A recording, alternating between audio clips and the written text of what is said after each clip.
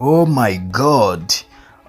Ni nyuma y'uko umuhanzi Y'Amana ashyize indirimbo hanze yitwa Mbwira, ubu ari gushinjwa bikomeye cyane ubuhemu.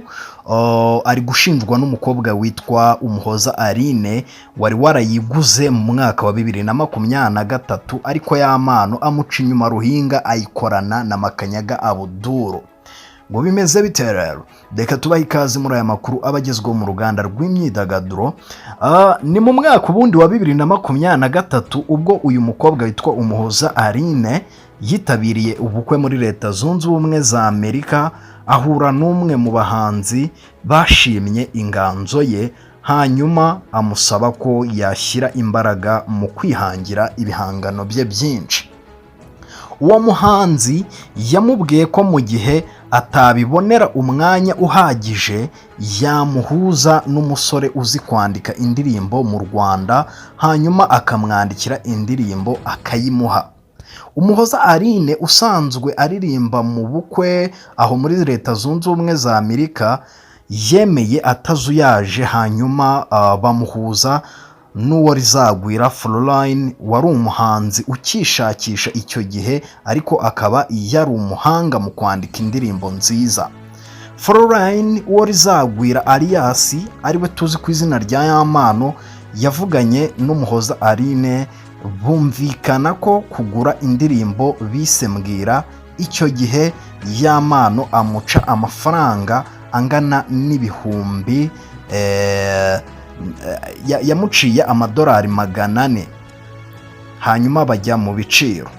Nk'uko umuguzi n'umugurisha bajya mu biciro, aba nabo bagiye mu biciro, hanyuma bumvikana ko indirimbo Mbwira igomba kugurwa amadolari 300, ariyo yagombaga niyo uyu Y'Amana yagombaga gufata, niyo bari bumuhe kugira ngo abandikire indirimbo yibahe yitwa Mbwira.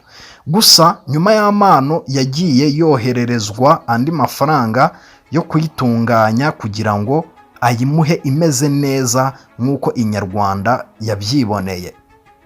Mu rwego rwo kugira ngo ayikore ayisoze, Y'Amana yasabye Umuhoza Aline kubanza kumwishyura byibuze amadolari 200. Ya mbere nuko kuwa 27 Nzeri 2023 ayo mafaranga agera kuri Y'Amana. Icyo gihe yanganaga n'ibihumbi 233 n'amafaranga 568 mu manyarwanda. Mu gukomeza kureshya umuguzi, Y'Amana yumvikana avuga ko ari umuririmbyi mwiza, yizeye ko azabasha kuririmba neza iyo ndirimbo yari agiye kumugurisha. Nuko agahita amubwira ko ikibazo kiri gutuma Y'Amana amubwiye ko ikibazo kiri gutuma itaboneka vuba ari uburyo bwo kugera kuri studio yabuze. Asobanura ibi, hanyuma agasaba uyu mukobwa kumuha amadolari 10 ngo agere aho indirimbo iri. Ubwo aha naho Y'Amana yasabaga uyu mukobwa Aline wari uri muri Leta Zunze Ubumwe za Amerika kujya muha transport kugira ngo agere ku studio no kuyikoresha. Nk'uko bari babyumvikanye, Y'Amana yakoze ibyo yasabwaga byose, hanyuma akibisoza ku itariki 3 Ukwakira 2023 ahabwa andi madolari 100 yari asigaye, nawe atanga indirimbo nk'uko bari babyumvikanye. Nyuma yaho uyu mukobwa yatangiye gukoresha igihangano cye nyuma yo kukigura, aho yaririmbaga iyi ndirimbo mu bukwe yajyagamo kuva icyo gihe, ndetse yewe nawe akavuga ko ari indirimbo abageni benshi bakundaga kuririmbirwa.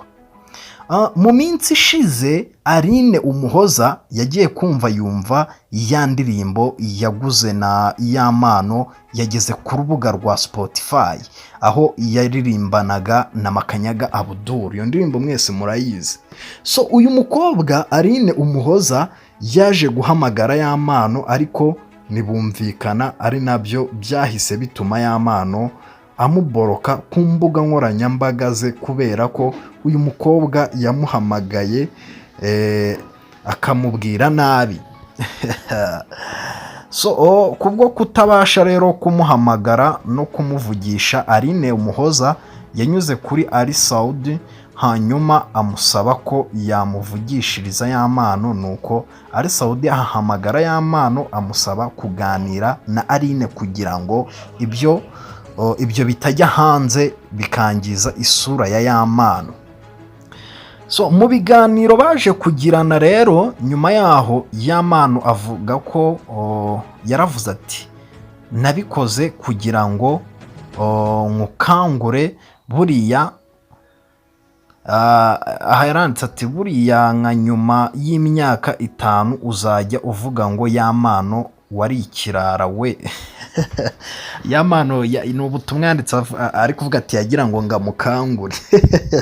So Aline asaba Yamano rero gusiba iyi ndirimbo ku mbuga zose zicuruza imiziki, ariko Yamano akamubwira ko bitashoboka kuko Yamano yanditse indirimbo bityo ko ayifiteho ububasha, ndetse no ku mbuga zicuruza imiziki bazi ko igihangano ari cya Yamano.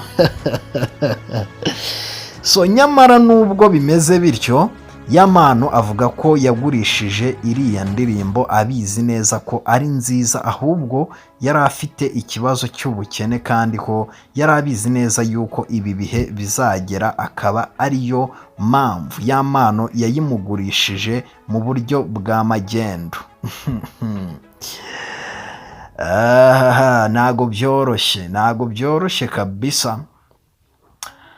So kugeza ubu rero Yamano iyi ndirimbo ntago ashaka kuyitanga.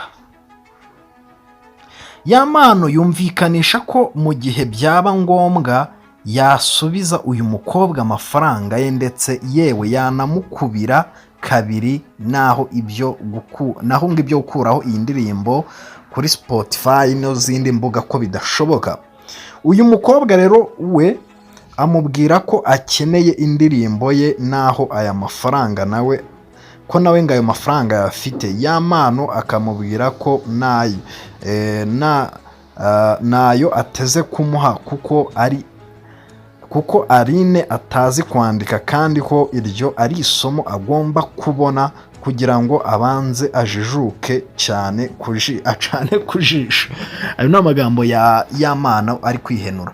So mu kiganiro cy'aba bombi, Inyarwanda yumvishije Yamano avuga ko kugira ngo yongere ayimuhe uwo mukobwa byamusaba kwishyura miliyoni 3, kuko agaciro k'iyi ndirimbo atariko yari ikwiye guhabwa icyo gihe.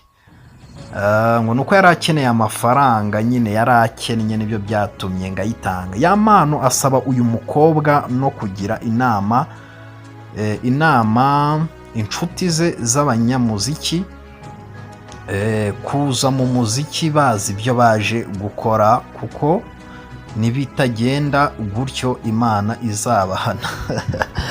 Ayo ni amagambo ya Yamano turi gusoma yo kwishongora.